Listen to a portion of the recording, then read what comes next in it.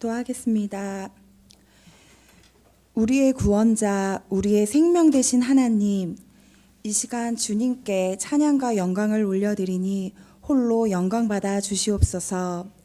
예배 가운데 임재하여 주셔서 성령의 충만한 은혜를 부어주시기 원합니다.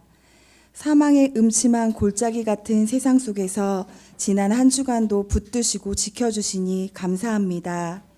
우리를 사랑하시고 우리의 죄를 위해 십자가 지신 생명 되신 주님을 기억하며 우리의 지식과 생각을 십자가 앞에 내려놓습니다. 오직 주님만이 우리의 삶의 주인이심을 믿고 하루하루 주님의 말씀과 사랑으로 채워가는 믿음의 자녀들이 되게 하여 주시옵소서. 하나님, 우리 나라를 위해 기도합니다. 어지럽고 혼란한 우리나라를 긍휼히 여겨주시고 역사의 모든 위기와 고비마다 함께하신 하나님께서 지금도 함께하시고 앞으로도 영원히 함께하실 줄 믿습니다. 복음의 능력으로 이 땅을 변화시켜 주시옵소서. 지켜 주시옵소서. 이 시대, 이 나라에 거짓과 부정, 음란과 탐욕, 인본주의와 공산주의의 이념이 사라지게 하시며 오직 주님의 말씀과 주님의 공의가 바로 서는 나라가 되게 하여 주시옵소서. 주의 권능의 날에 주의 백성이 거룩한 옷을 입고 즐거이 헌신하니 새벽 이슬 같은 주의 청년들이 주께 나오는 도다라는 말씀처럼 새벽 이슬 같은 주의 자녀들이 깨어나 기도하며 우리나라의 입법부, 사법부, 행정부로 보내주시고 주님의 주권 아래 이 나라가 든든히 세워져 갈 수 있도록 역사하여 주시옵소서. 우리 교회와 다음 세대를 위해 기도합니다. 성도들의 가정이 회복되어지게 하시고 하나님의 관계가 회복되어질 때에 가족과 이웃과의 관계가 문들이 열려지게 되는 교회가 되게 하옵소서. 오늘은 특별히 전교인이 함께 전도를 시작합니다. 우리는 작은 전도지를 전달하지만 그 가운데 주님 역사하시어서 우리에게 베푸신 생명의 복음이 전도지를 전달받은 이 가슴마다 전해지게 하시고 상한 심령이 주님 앞으로 나오는 귀한 열매를 맺게 하여 주시옵소서. 하나님, 화도드림교회의 다음 세대들을 주목하시고 지켜주시옵소서. 캄캄하고 혼란스러운 이 시대 가운데 우리 자녀들을 붙들어 주사 저들의 눈을 들어 살아계신 하나님을 바라보게 하옵소서. 저들을 향하신 완전하신 하나님의 계획을 믿는 믿음을 허락하여 주시고 주께서 주신 비전을 발견하여 오직 주님 안에 그 거룩한 뜻을 이루어가는 다음 세대가 되도록 인도하여 주시옵소서. 담임 목사님을 위해 기도합니다. 우리 목사님 영육간에 강건하도록 늘 지켜주시고 성령의 충만함을 부어주시옵소서. 기도의 능력과 말씀의 권능으로 세우시고 목회하는 모든 가정 가운데 하나님의 마음에 합한 사역을 이루어갈 수 있도록 주께서 동행하여 주시기 원합니다. 예배를 위해 오늘도 섬기는 이들을 기억하여 주시고 늘 각자 맡은 자리에서 섬길 때에 지치지 아니하고 기쁨과 감사로 행하게 인도하여 주시옵소서. 이들의 섬김을 통해 교회의 은혜와 사랑이 흐르고 부흥의 통로가 되도록 사용하여 주시옵소서. 주께 드려지는 이 예배 가운데에 주님 만나기 원합니다. 주님 임재하기 원합니다. 감사드리며 우리의 죄 위에 십자가 지신 예수 그리스도의 이름으로 기도합니다. 아멘.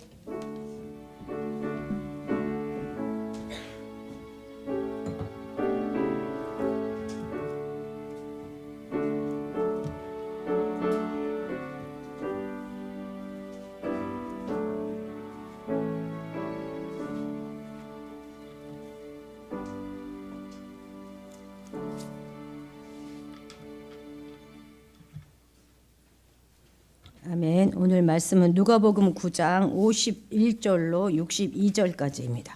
누가복음 9장 51절로 62절까지 한 목소리로 읽도록 하겠습니다. 예수께서 승천하실 기약이 차감해 예루살렘을 향하여 올라가기로 굳게 결심하고 사자들을 앞서 보내심에 그들이 가서 예수를 위하여 준비하려고 사마리아 이내 한 마을에 들어갔더니 예수께서 예루살렘을 향하여 가시기 때문에 그들이 받아들이지 아니하는지라. 제자 야고보와 요한이 이를 보고 이르되 주여 우리가 불을 명하여 하늘로부터 내려 저들을 멸하라 하기를 원하시나이까.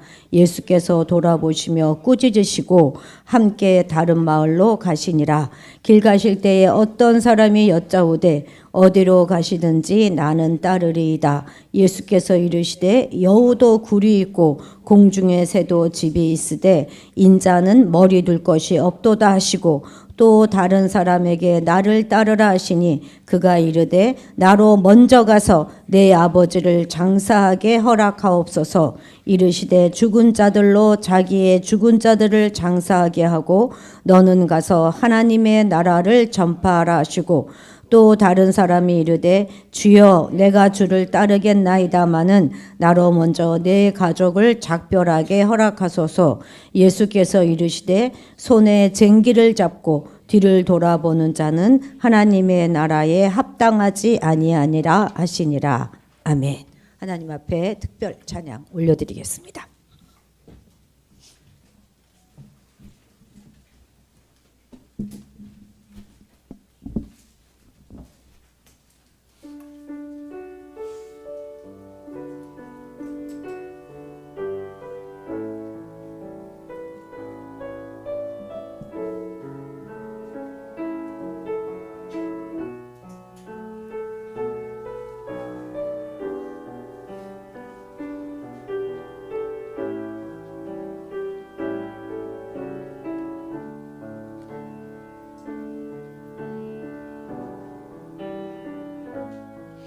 나를 지으신 이가 하나님, 나를 부르신 이가 하나님, 나를 부르신 이도 하나님, 나의 나 된 것은 다 하나님의 은혜라. 나의 달려갈 길 다 가도록, 나의 마지막 호흡 다 하도록, 나로 그 십자가 들게 하시니 나의 나 된 것은 다 하나님 은혜라. 한량없는 은혜, 갚을 길 없는 은혜, 내 삶을 내워싸는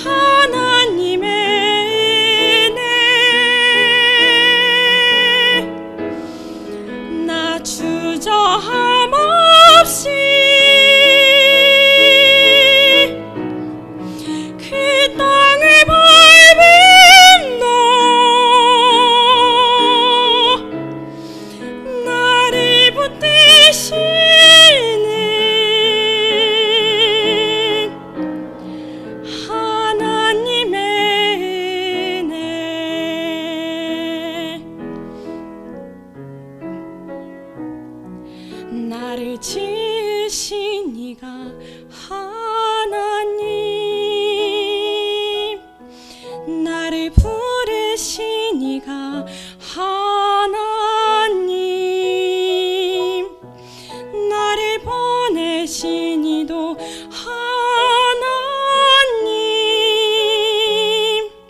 나의 나 된 것은 다 하나님 은혜라.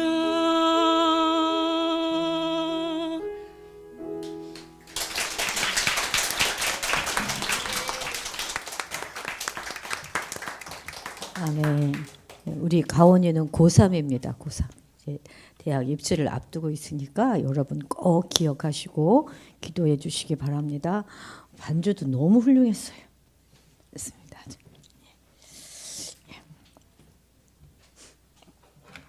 세상 사람들은 우리 예수를 믿는 사람들을 일컬어서 크리스찬 또는 그리스도인 이렇게 말하죠. 그렇죠?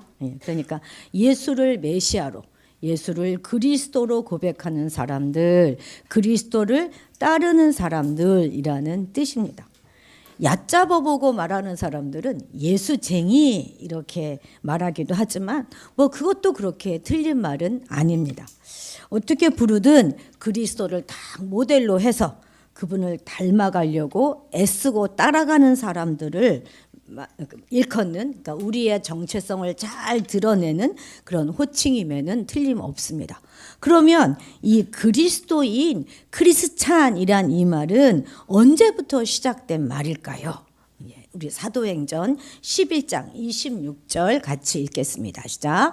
만남에 안디옥에 데리고 와서 둘이 교회에 1년간 모여 큰 무리를 가르쳤고 제자들이 안디옥에서 비로소 그리스도인이라 일컬음을 받게 되었더라.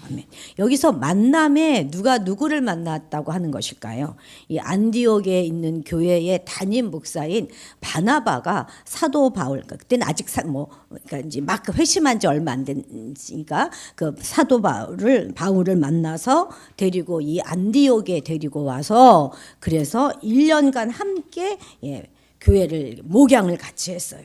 그런데 1년간 같이 이제 가르치고 했더니 교인들의 삶이 변한 것이에요. 그래서 이 세상 사람들이 그 안디옥 교회 교인들을 보고 그들을 그리스도인이다 이렇게 부르게 된 것입니다. 그러니까 이 안디옥 교회 교인이 처음으로 그리스도인이라고 불리게 되었는데 그 이유는 그들의 말과 행동과 살아가는 삶의 태도가 예수 그리스도를 닮았기 때문이라는 것입니다.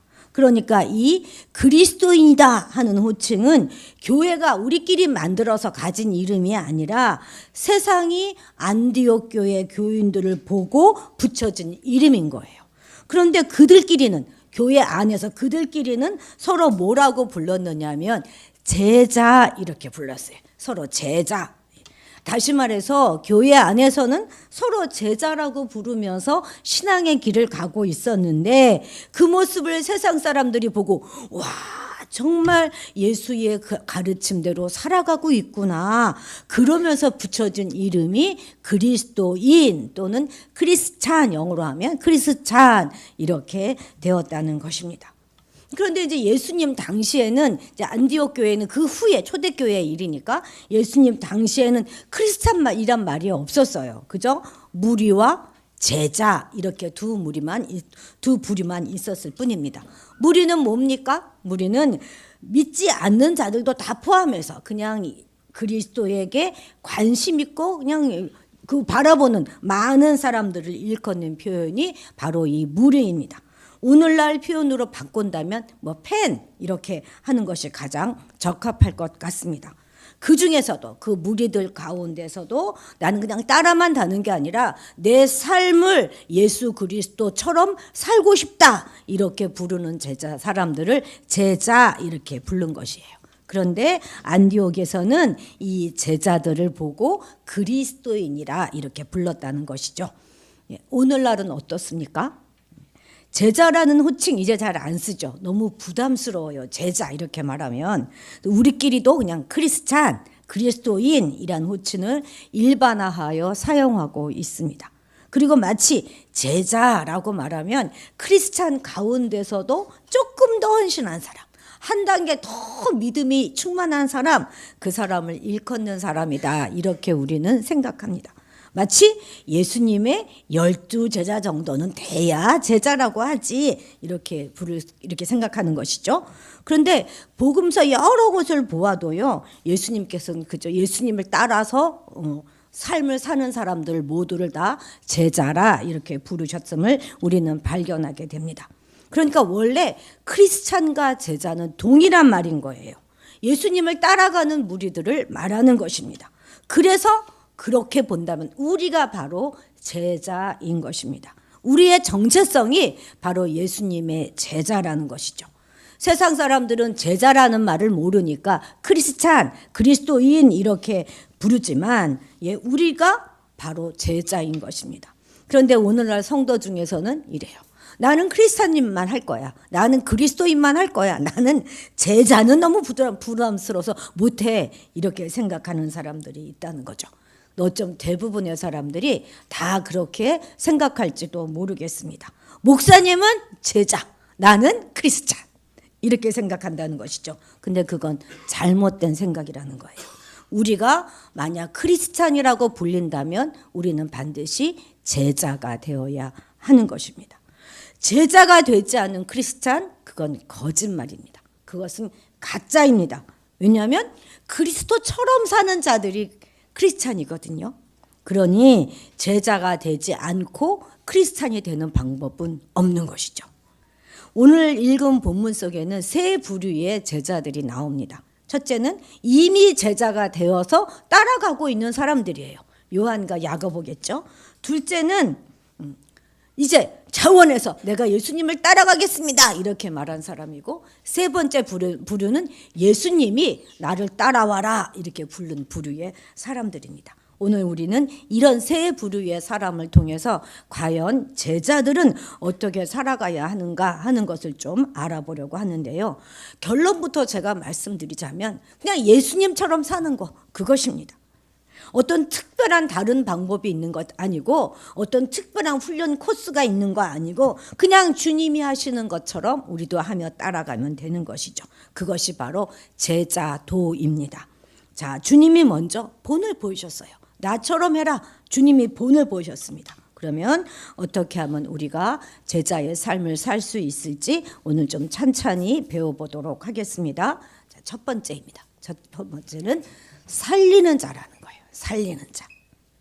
자, 우리 51절 같이 읽겠습니다. 시작.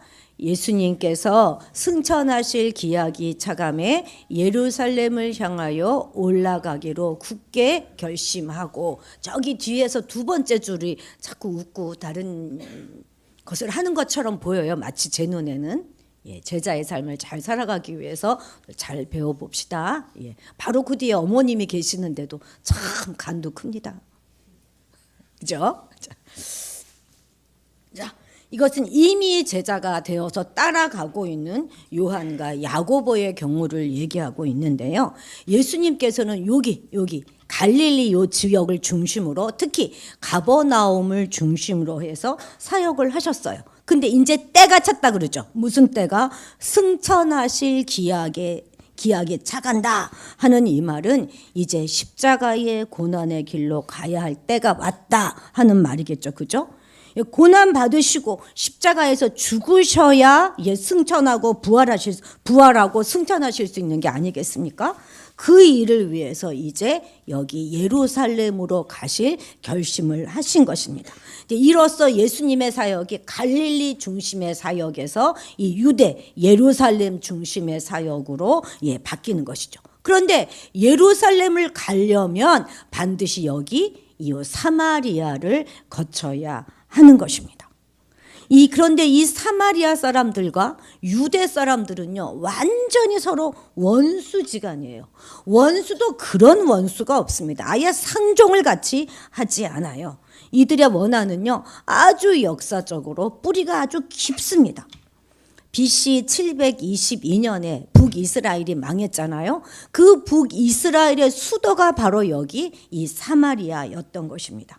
그런데 여러분, 한 나라가 다른 나라와의 전쟁에서 졌다 하는 것은요, 이 진 쪽에서 뭐요? 비참하기가 짝이 없는 것입니다. 온 나라가 짓밟혀요. 자, 여기 보면 여기가 지금 예루살렘이거든요. 이 짙은 주황색 부분이 다 아수르가 다 점령한 땅이에요. 이 아수르, 이 지금 핑크색 이 선, 거기선 빨간색으로 보일지 모르겠는데 그 선으로 다 흩어지게 돼요. 다 끌어다가 이스라엘 사람 남자들을, 그 사마리아에 있는 남자들을 다 죽여버리거나 아니면 살아있는 자들은 다 끌려가서 이 아수르 전역에 다 흩어놨습니다. 그래서 완전히 이스라엘 그 사마리아에는 유대인의 씨가 마른 거예요. 그리고 어떻게 했습니까? 그 땅에 있는 여자들만 남았을 거 아니에요? 아수르 전역에 있는 남자들을 끌고 와서 거기서 살게 합니다. 그래서 이곳이 완전히 피가 섞이고 혼혈이 돼버린 것이에요. 아수르는 원래 모든 자기들이 점령한 점령지들을 이런 혼합 정책을 써서 다스렸습니다. 유대인들은 자기들이 선민이다 하는 사상이 얼마나 강한 민족입니까? 그런데 사마리아인들이 아수르와 피가 섞여서 혼혈이 되었잖아요. 그래서 유대인들은 이 사마리아인들을 완전히 경멸하고 무시했습니다. 사람 취급도 하지 않았어요. 그러니 사마리아인들은 예배를 드리고 제사를 드리러 가야 되는데 예루살렘으로 갈 수가 없잖아요. 그래서 여기 그리심산이라고 하는 데다가 성전을 지은 거예요. 그래서 거기서 제사를 드렸습니다. 그리고 이런 미움과 증오의 감정이 대를 물리고 또 대를 물려 내려가게 된 것입니다. 그래서 유대인들이 이 갈릴리에서 예루살렘으로 가려고 하면 이렇게 사마리아를 통과하지 않고요. 굳이 여기 있는 게 요단강이잖아요. 요단강을 건너서 삥 이렇게 둘러가지고 이렇게 예루살렘으로 간 것입니다. 제사 드리려고 하면 저렇게 간 거예요. 그런데도 불구하고 예수님은 지금 예루살렘으로 가기 위해서 내가 이 사마리아를 통과하겠다, 여기서 머물겠다 말씀하신 것입니다. 그리고 그 묵을 장소를 찾기 위해서 제자들을 이 사마리아의 한 마을로 보내셨어요. 역시나 사마리아인들은 예루살렘으로 가려고 오늘 밤 묵는다 이렇게 했더니 환영을 안 합니다. 아예 들어오지도 못하게 해요.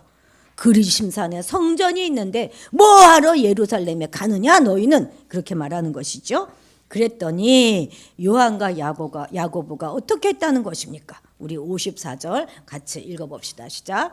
제자 야고보와 요한이 이를 보고 이르되 주여 우리가 불을 명하여 하늘로부터 내려 저들을 멸하라 하기를 원하시나이까. 여러분, 이 요한과 야고보 별명 뭔지 아세요? 보아너게입니다. 보아너게. 해석을 해보면 우레의 아들이란 뜻인데 보다 더 쉽게 해석하면 흥분, 소동, 분노의 아들이다 이런 뜻이에요. 정말 이 별명답게 지금 행동하고 있지 않습니까? 완전히 욱 해가지고 아주 저것들을 다 없애버릴까요? 본때를 보여줄까요? 막 이러고 있는 것입니다. 그러니까 자기들이 가지고 있는 힘으로, 우리가 가지고 있는 능력과 특권으로 완전 응징해 버릴까요? 이렇게 말하고 있는 것입니다. 그랬더니 주님이 뭐라고 말씀하세요? 예수께서 돌아보시며 꾸짖으시고 하고 그 뒤에 일이라고 주가 달려있는데 여러분 성경책에 보면 주가 달려있거든요. 그래서 쭉 내려가 보세요. 그러면 이렇게 되어 있습니다. 자, 한번 읽어볼까요? 어떤 고대 사본에는 55절 끝에 다음 말이 있음. 이르시되 너희는 무슨 정신으로 말하는지 모르는구나. 인자는 사람의 생명을 멸망시키러 온 것이 아니요 구원하러 왔느니라 하시고. 아멘. 그렇습니다.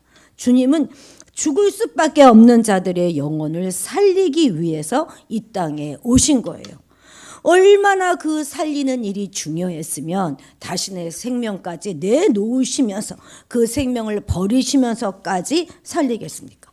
그래서 누구든지 그리스도를 따라가는 제자인 우리 역시도 살리는 자가 되어야 하는 것입니다.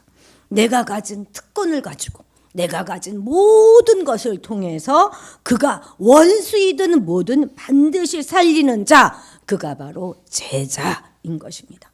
그래서 우리는 부지런히 살펴봐야 돼요. 혹시 누구 죽어가는 사람은 없는가? 누구 혹시 숨막혀 하는 사람이 없는가? 누구 막 혹시 죽을똥살똥 키를 쓰며 버티고 있는 사람이 없는가? 잘 살피고 찾아내어서 그 사람을 살려야 하는 것입니다.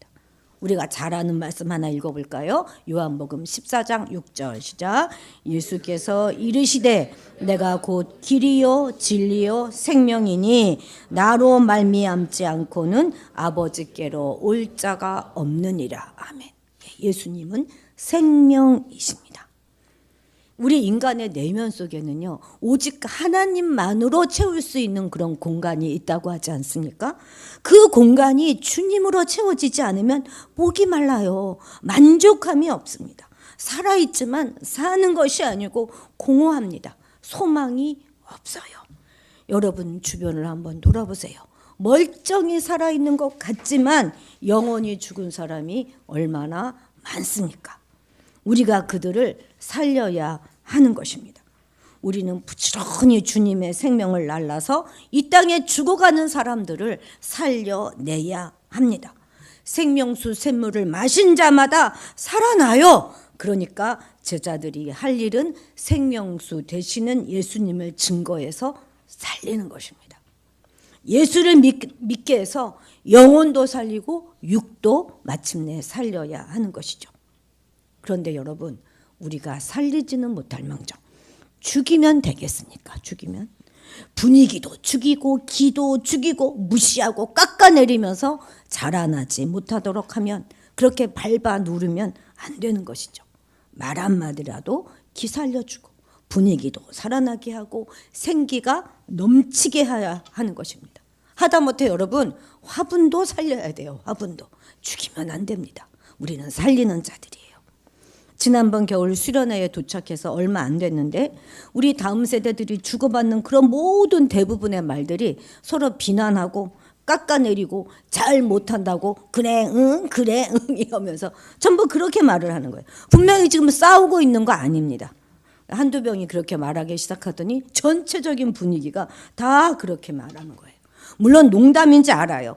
또 그렇게 주고받으면서 뭐 얼굴 하나 붉히지도 않아요. 뭐 낄낄낄 대면서 서로 웃기는 하던데요. 제가 도저히 들을 수가 없어서 야단을 쳤습니다. 꼭 그런 말투 하지 말아라. 왜 깎아내리고 무시하는 말투를 하는가? 세상은 어떤지 모르겠습니다. 서로 짓밟아야지만 사는지 모르겠지만 우리 제자들은 그렇게 살면 안 되는 것입니다. 기 살려주고 용기 북돋아주고 격려하고 잘한다 해주고 그러면서 살리는 게 제자의 사명이라는 거 잊지 마시기 바랍니다. 자녀라고 해서 함부로 대하지 마십시오. 힘들더라도 우리 자녀를 끝까지 품어내서 살려야 하는 것입니다. 하나님께서는 살리라고 우리를 보내셨어요.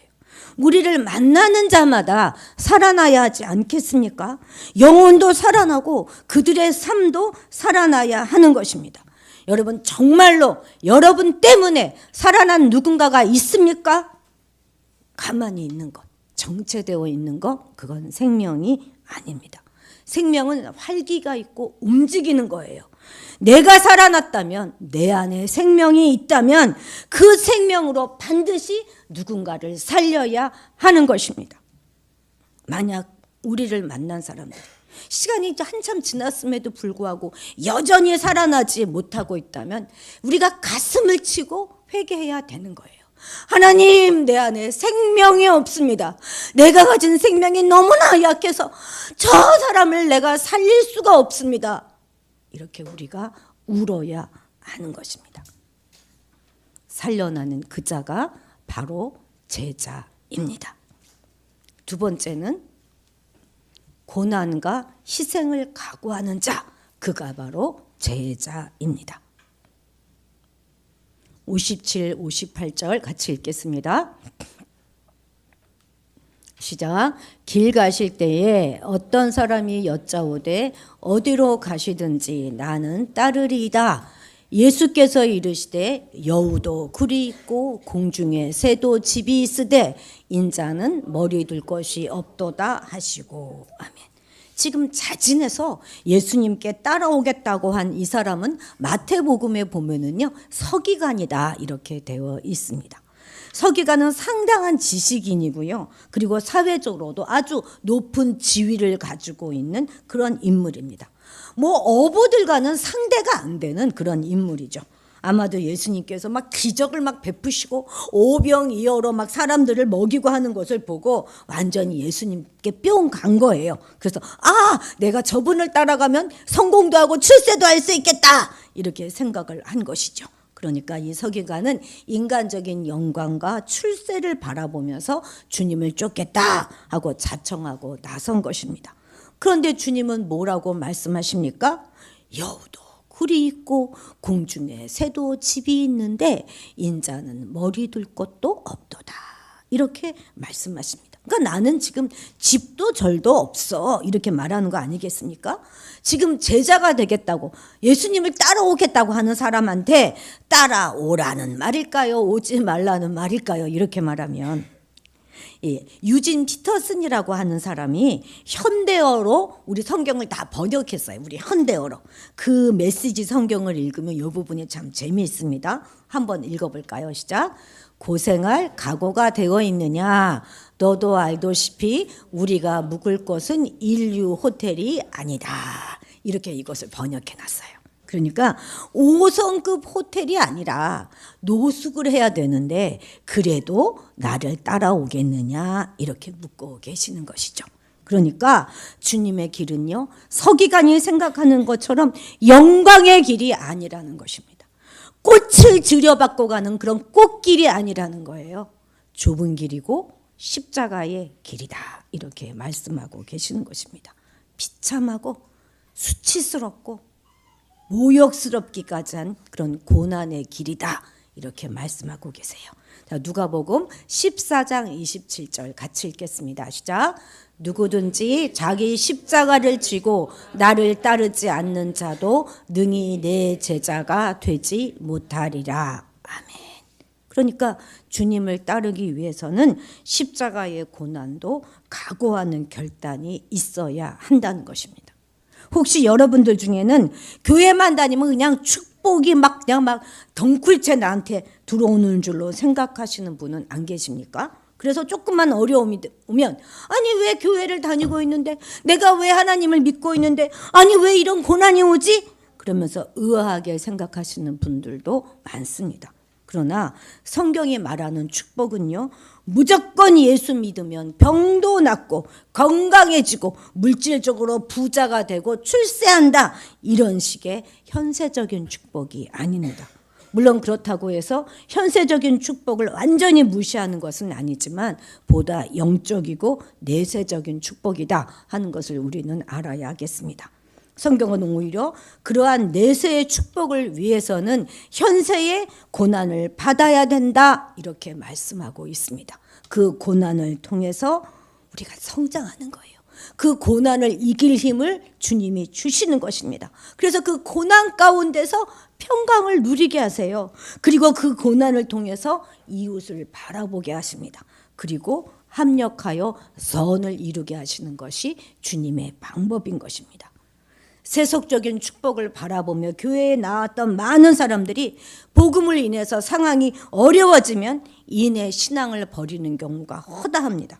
마치 육신의 떡을 바라고 왔는데 영생의 떡을 말씀하시는 주님을 보고 실망하여 많은 무리와들이 떠나간 것과 동일합니다. 그런데 오늘도 주님께서 말씀하세요. 너 내 제자가 되고 싶으니?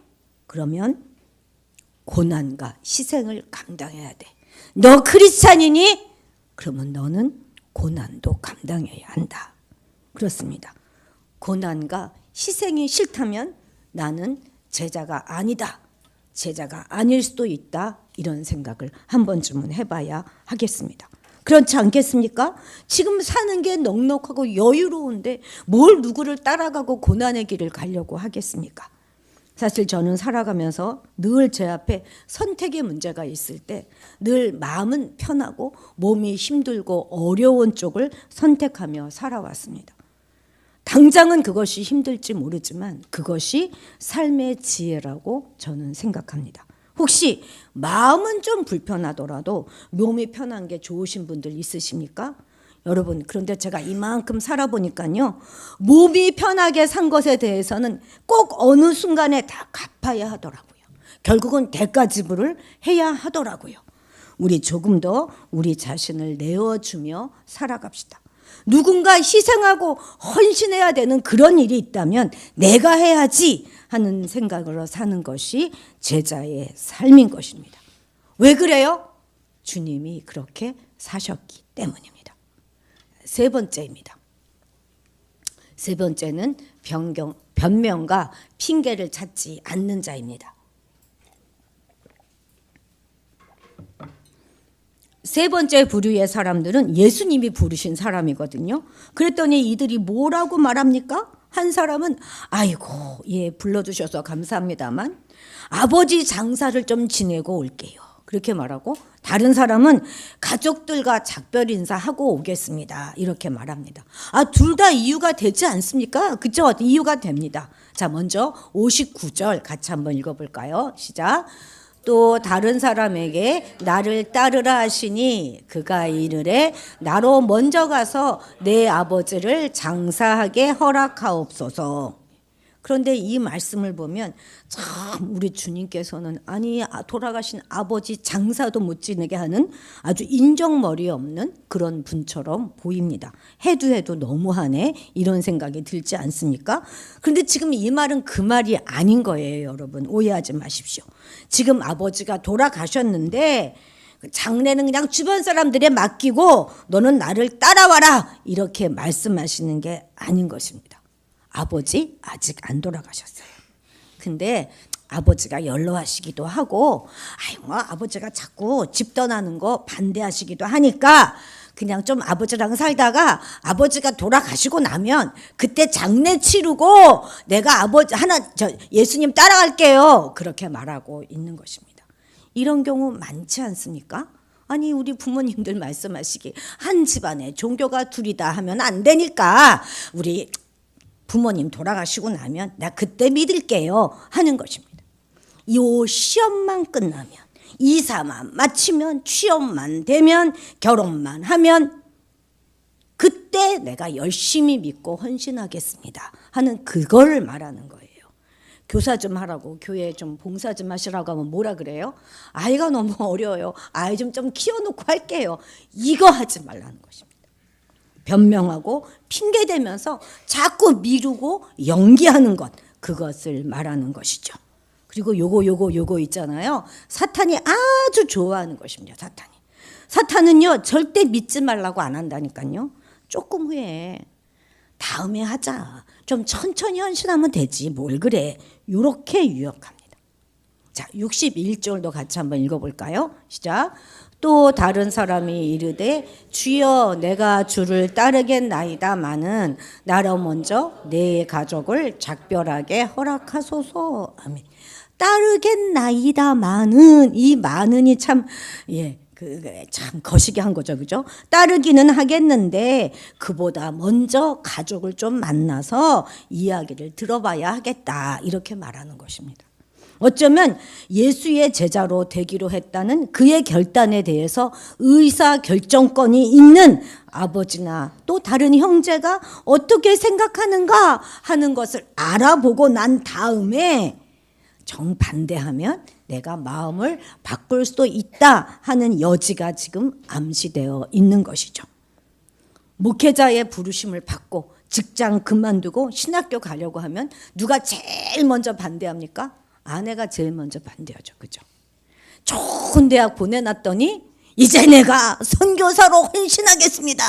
이러면 누가 제일 먼저 반대합니까? 엄마가 제일 먼저 반대합니다. 그걸 얘기하는 거예요. 아마존 강 유역의 어떤 미개 부족에 헌신했던 한 선교사님의 간증을 제가 들었는데요. 이젠 저도 시간이 좀 지나니까 그 선교사님 이름도 잊어버렸고 뭐 그 부족 이름도 다 잊어버렸지만 어떤 기억나는 내용은 이렇습니다. 잘 다니는 직장이 있었어요. 저 교사라고 저는 지금 기억하는데 선교사로 가겠다고 하니 아내가 조금만 더 조금만 더 자꾸 미루는 것입니다. 반대하는 그 심정도 우리 이해가 되죠. 아기들이 아직 어리니까. 그래서 한 해 뒤에 시간만 가는데 문득 그런 생각이 들더랍니다.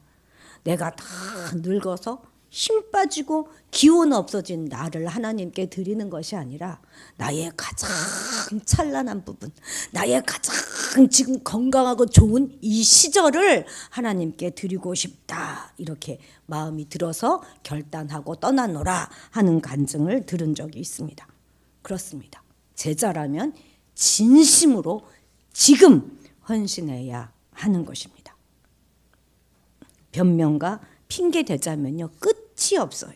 주일날 예배 참석하지 못하는 이유, 새벽기도 나오지 못하는 이유, 수요 예배 금요기도에 나오지 못하는 이유, 또 이유 돕지 못하는 이유, 헌신하지 못하는 이유 100가지도 더 들 수 있어요 우리.